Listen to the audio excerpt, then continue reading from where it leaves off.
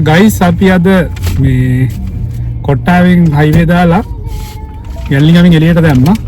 වියන්නත් ඔය බලන්න යන්න හදන්නේ. කෙලින්ම විනාඩි 15කින් උගලන්ට යන්න පුළුවන් තැනක්. කට්ටියත් එක්ක ගිහිල්ලා පොඩ්ඩක් විනෝද වෙන්න පුළුවන් තැනක්. අපි දැන් එතෙන්ට යන්න හදන්නේ. අපි දැන් මේ හයිවේ එකෙන් එළියට දාලා ඉන්නේ. අපි එහෙනම් යමු. අපි දැන් ගැල්ලිගමින් එක්සිට් වෙලා එළියට යන්න හදන්නේ. මේ එතකොට රත්නපුර පානදුර පාරට තමයි වැටෙන්නේ. මෙතනින් දකුණට දැම්මම රත්නපුර, වමට දැම්මම පානදුර. අපි කෙලින්ම මෙතනින් දකුණට දානවා. දකුණට දාපු ගමන් අපි ඊළඟට හම් වෙනවා මේ කොතලාවල හන්දිය කියලා. කෙලින්ම දකුණට දාලා මීටර 100ක්වත් යන්න නැහැ. කෙලින්ම මේ තියෙන්නේ ඔයගොල්ලෝ දැන් ඔය පේන්නේ කොතලාවල හන්දිය. එතකොට මෙතන කොතලාවල හන්දියෙන් කෙලින්ම අපිට තියෙනවා වමට පාරක්. උයන්නත් ඔයකට. අපි දැන් ඉතින් වමට හරවනවා.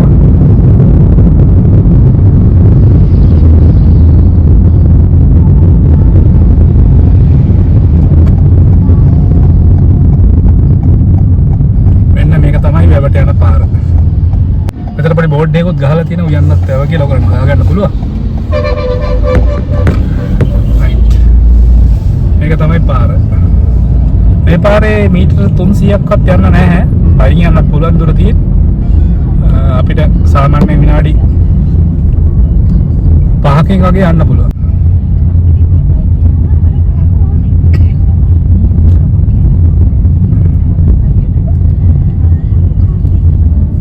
කට්ටිය නම් ඇවිල්ලා ඉන්න සෙට් එකක්.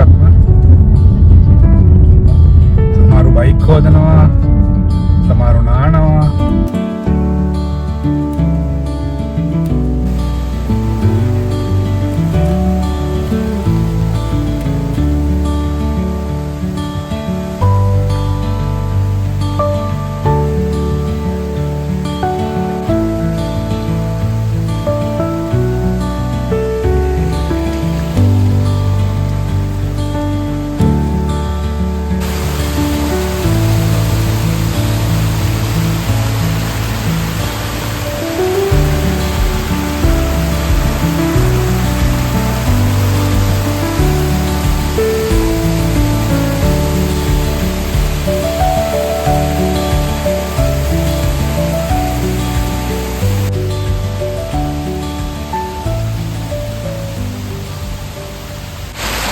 එතන වෙහිකල් පාක් කරන්න පුළුවන්. හැබැයි මේ හරිය නම් ඉතල ගැඹුරු නෑ. එන්ට්‍රන්ස් එක හරිය. මෙතන බෝඩ් එකක් දාලා තියෙනවා අවවාදයෙන් නාන්න එපා. කිරනවා කියනකොට කොල්ලෝ නම් මෙතන නානවා. ඊට මෙන්න මේ පැත්තේ මෙන්න මේ රබර් කට්ටියක් තියෙන මේ පැත්තෙම කට්ටිය ඇවිල්ලා නානවා සාමාන්‍යයෙන්. එතන තමයි මේ පිටවාහන උඩ තමයි අපි මේ ඉන්නේ. යුට්ටක් යමු වටේට ගිහිල්ලා බලමු. ඒක ලොකු ඒරියා එකක් හදාගන්න. හැබැයි මේ පැත්තේ වෙනම වෙල්ලායක් තියෙනවා. ඒකත් හරිම ලස්සනයි.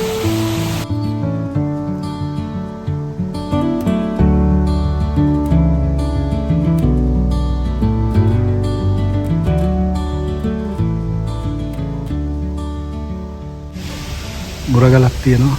මෙතන තියෙනවා මේ සම්බන්ධව ගහ බෝඩ් එකක්.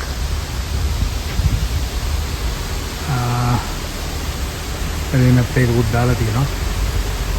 මේකෙන් වැවෙන් ජල පෝෂක වෙන මේ ප්‍රදේශය සම්පූර්ණ පයිගම පැත්තට තමයි මේ ජල ප්‍රදේශ පෝෂක ප්‍රදේශය යන්නේ. මෙතන වේල්ල දිග මීටර 305යි. ඉතින් වේල්ලේ අපි ඒක ඕකයක් දාමු මේ මීටර 305.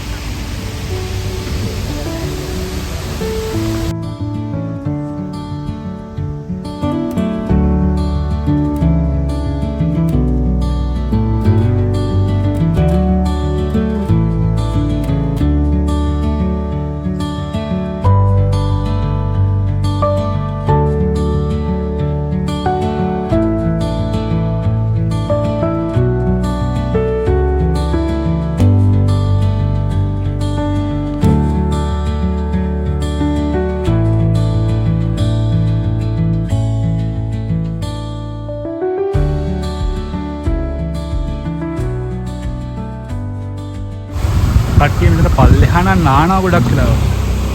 මේ ඒරියා එකේ මෙතනින් එහාට ඇල මාර්ග පාරක් තියෙනවා. ඒක දිගේ නාන්න පුළුවන්. මේ පැත්තෙන් සම්පූර්ණ වෙලා තියෙන්නේ. ලොකු කුඹුරු මානයකට වතුර දෙනවා. අපි මේ මීටර් 300ක් විතර දිනවා මේ වැව් බැම්ම. අපි ඒක දිගේ ඉස්සරහට ගිහින් බලමු. පොඩි වැස්සකුත් පටන් ගත්තා. පොඩි කියන්නේ ටිකක් ලොකු වැස්සක්. හරිම ලස්සන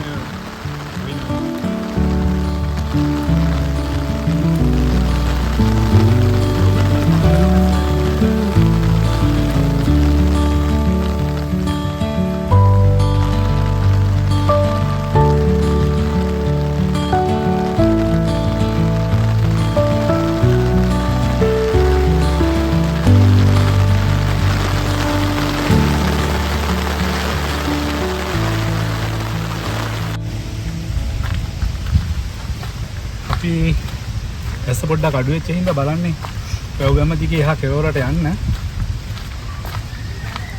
ඒ පැත්තේ පිටවාහන විසකොටුවක් තියෙනවා පොඩි. ඒකත් එක්ක පොඩි බෝට්ටුවකුත් තියෙනවා.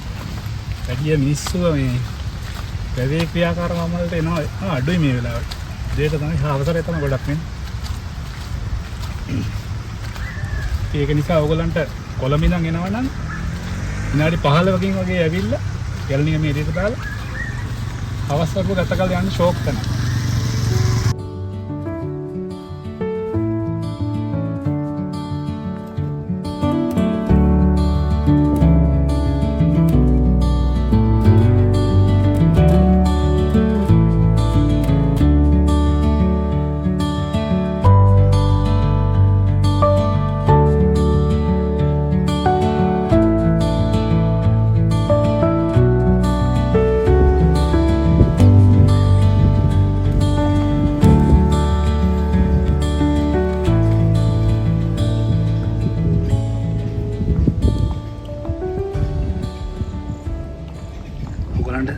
හොඳට බැලුවොත් පෙනේ මාළු ඉන්නවා සෑහෙන සෙට් එකක්.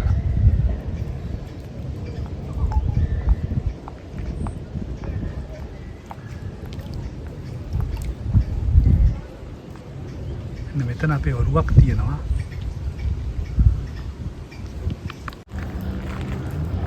අපි වැවේ කෙරවලටම ආවා.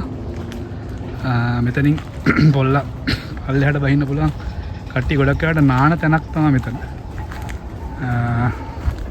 කොස්ගස් දෙක තුනක් එහෙම තියෙනවා. මෙන්න මේ දකුණු පැත්තේ තියෙන මේ වත්ත තමයි අත්‍තරම උයන් වත්ත කියලා කියන්නේ. පොල්වත්තක්.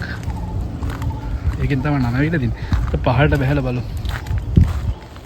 මෙතන කට්ටිය නාන. මෙතන නම් ඉච්චර ගැඹුරු නෑ. සාමාන්‍ය ඉන ගාවට වගේ වතුර තියෙන්නේ.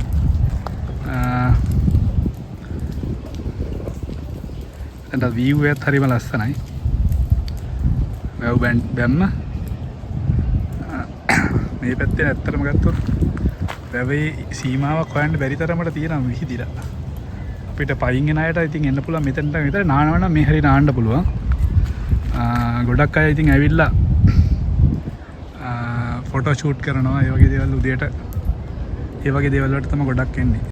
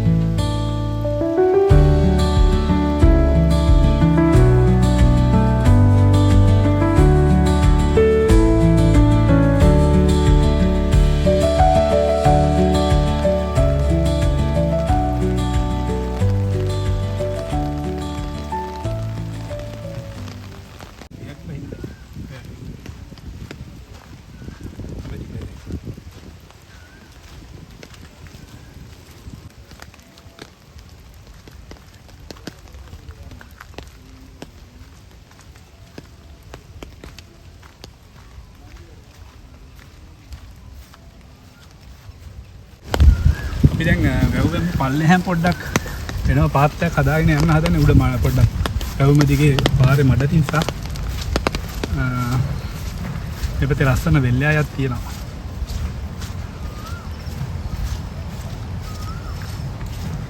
කට්ටිය නාන්නේ ඔය ඉස්සර ඈත පේන බන්ට් එක හරි. අපි ඒ පැත්තට පොඩ්ඩක් ගිහලා බලමු. අපිට මේ සයිඩ් එකෙන් යනකොට යාළුවෝ දෙන්නෙක් හම්බුණා. ඔයාලන්ට පේනවා ඇති. ඒගොල්ලෝ නම් අපිට බය නෑ වගේ.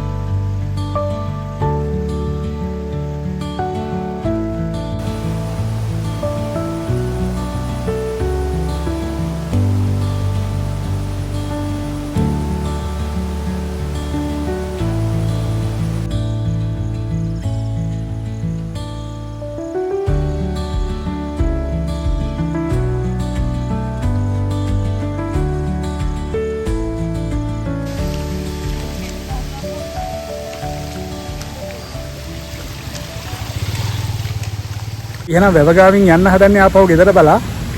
ඔයගොල්ලොත් එනං ෆ්‍රී වෙලාවක ඇවිල්ලා යන්න එන්න. හරිම ලස්සන තැනක්. මේ වගේ එපිසෝඩ් එකකින් ආයි හම්බෙමු. See you.